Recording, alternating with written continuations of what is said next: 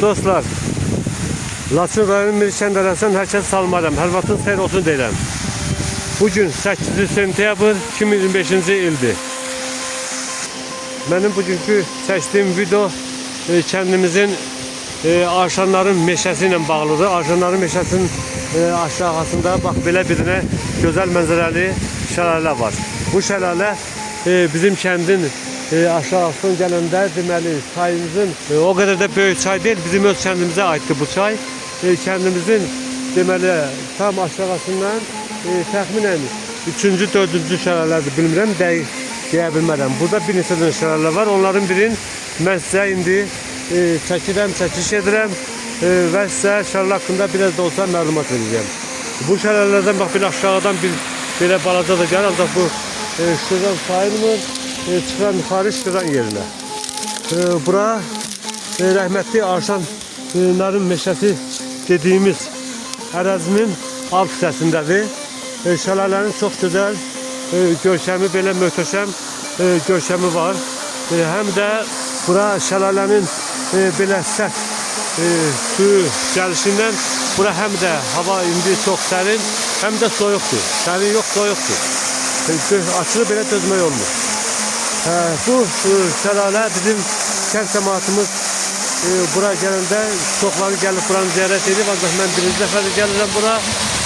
Həqiqətən də möhtəşəm görüntüsü var. Şəlalənin üstə gəl. Bu üzündən bax belə bir şaha var. Şahanı da mən sizə buradan çəkim göstərim. Bura biz şaha yox, buna biz zağa deyirik. Yəni təbiətin öz belə yaranışından bu belədir. Bu əllə düzəlmə deyil. Əllə düzəlmə deyil, çox maraqlı belə içəridə oyuqlar, görünüşlər var. Bax, görükür. Üstə gəl. Bu bürüzə hardasa bir balaca belə işıqlıq da gəlir. Yəqin o bir tərəfdən də şahanın görünüşü var. Mən indi ona biraz çəkim göstərim. Həqiqətən də belə çaha zağa çox maraqlıdır. Təxminən 10 metrə qədər, 10 da olmasa 7-8 metr belə uzunluğu var. Ancaq belə indi mən çıxmıram ora.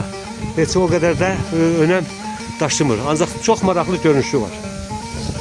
Demək, bizim bu yerlərimiz, mən belə öz fikrimdir bu. Mənim danışdığım, yəni öz şəxsi fikrimdir.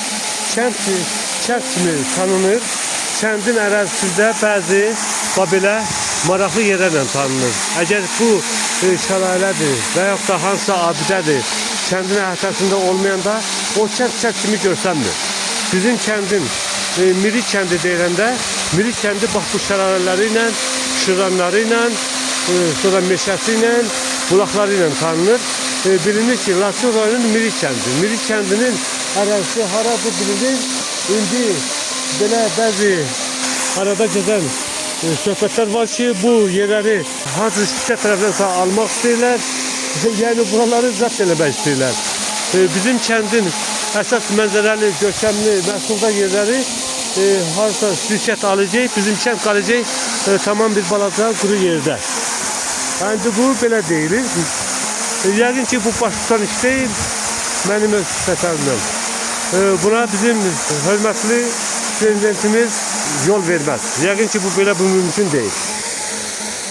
Mən elə xahiş edərdim, yuxarıda olsan hər bir kəsə bu işlərə əgər eşidən varsa, bu şirkət rəhbəri kimdirsə, bu işlərdən mənim fikrimdən Türkçə desək vaz keçsin, yəni bu işə əl qatmasınlar. Cəmaatın burada dolanışıq yeri, əsas cəmaatın belə bura gəlişi bu yerlərimizlə bağlıdır. Bu yerlər əgər olmasa bizim üçün bura heç kəs gələsi deyil, heç kəs yaşayası deyil. Bizim bu da Arşanların meşəsinin ətəyində olan bax bu bir dənə şəlalə. Bu şəlalə barədə bu qədər. Allah şəhidlərimizə rəhmət, qəlblərimizə can sağlığı versin, şəfa versin. Allah vətəndaşımızı qorusun. Allah müzəffər ordumuzu, Allah Ali Baş Komandanımızı qorusun. Bu şəlalədən də bu qədər. Xəttə qalın, inşallah videonun davamı gələcək. Bir daha videonu izlədiyiniz üçün hər kəsə təşəkkür edirəm. Sağ olun, var olun.